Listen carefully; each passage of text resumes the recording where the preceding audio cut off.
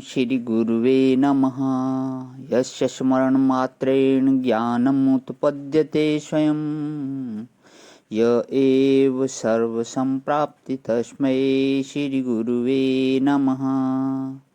ओम शांति शांति शांति। प्रणाम भवन।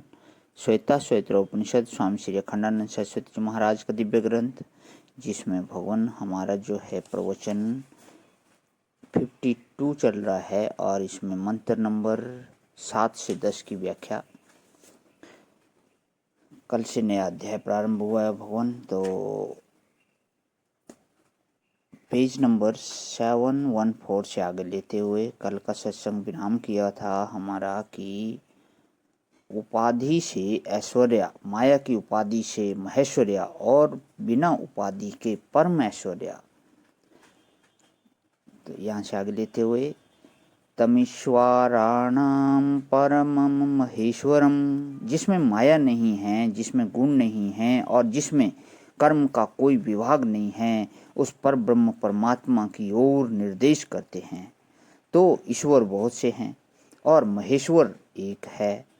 यह जिसको परम बताया है ना, यह वह अद्वितीय है, अपने अपने विभाग के मिनिस्टर हैं।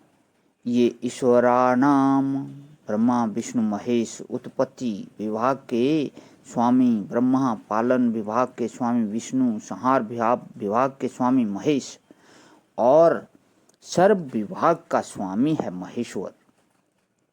और परम वह है जिसमें विभाग ही नहीं है, तो विभाग का स्वामित्व कहाँ से आएगा? वह निर्विभाग जो परमात्मा है वह परम है। ईश्वर ब्रह्मा विष्णु महेश, ईश्वर मतलब ब्रह्मा विष्णु महेश हर ब्रह्मांड में अलग अलग होते हैं। एक एक ब्रह्मांड में एक एक ब्रह्मा विष्णु महेश, लेकिन महेश्वर जो है वह सब ब्रह्मांडों का एक होता है। अनंत कोटि ब्रह्मांडों का एक महेश्वर होता है, क्योंकि माया उसकी उपाधि है।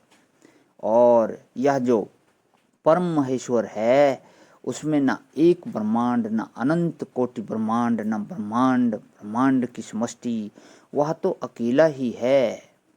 देवता नाम परम च देवतम। अब देवता की बात लो, देवताओं का भी परम देवता है। यह देवता कौन है? इंद्रिय प्रवर्तक का नाम देवता है। हमारे हाथ का प्रवर्तक इंद्र देवता है, नेत्र का प्रवर्तक सूर्य देवता है। ये अध्यात्म रूप से हमारे शरीर में रहते हैं। अधिभूत रूप से उनका मंडल आकाश में दिखाई पड़ता है। सूर्य मंडल है, वायुमंडल है, अग्निमंडल है और अधिदेव रूप से उनके अलग अलग लोक हैं। सूर्य लोक है, सूर्य की पत्नी का नाम संज्ञा है। संज्ञा माने नाम होता है संस्कृत में। यह संसार में जितने नाम रखे जाते हैं वह सूर्य के प्रकाश में जब चीजें दिखती हैं तब उनका नाम रखा जाता है। इसी को संज्ञा बोलते हैं। मालूम पड़ता है यह गुलाब है, यह कमल है, यह सूर्य की रोशनी हो तब ना, यह स्त्री है, यह पुरुष है, यह काला है, यह गोरा है। ये सारी संज्ञा सूर्य के साथ जुड़ी हुई है। तो ये सब उनके लोक हैं। सूर्य देवता हुआ, ये सब पति कहलाते हैं। अब एक पति नहीं, ये तो सहस्त्र पति हो गए। कैसे कि आंख के देवता अलग सूर्य, कान के अलग दिग देवता, नाक के अलग अश्विनी कुमार देवता। ये देवता तो बहुत से हैं।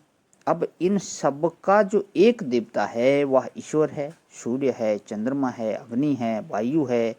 ये व्यष्टि और समष्टि रूप से दो तरह के होते हैं। माने व्यष्टि में इंद्र देवता के नाम से और समष्टि में तत् मंडल के नाम से। अग्नि देवता, वायु देवता, सूर्य देवता यह श्रुति में आया ही है। अग्नि देवता, सूर्यो देवता, वायु देवता।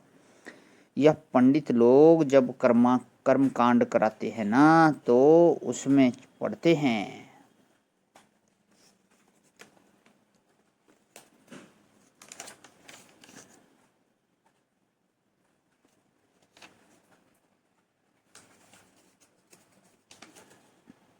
तो उसमें पढ़ते हैं।